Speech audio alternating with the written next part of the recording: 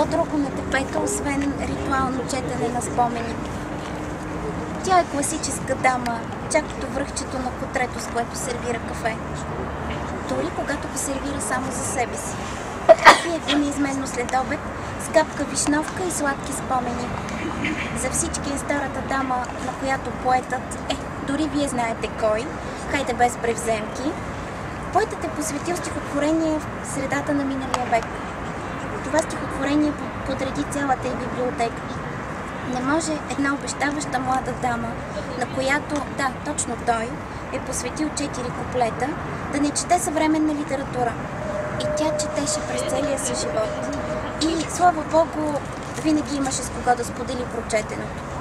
В последно време се случваше да говори за книги предимно с внучките си. Само за тях си позволява да е баба, но сервира ли кафето, добре да с по цигара, мигом се превръща в дамата, вдъхновила поета. Хайде, разкажи пак за онази вечер, брънкат я и двете. И тя разказва. Винаги се старае да е близо до истината.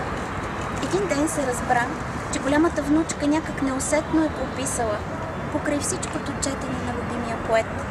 А втората категорично не иска да й го прости, точно заради онова стихотворение. Та нали то било недостижимо, моля ви се.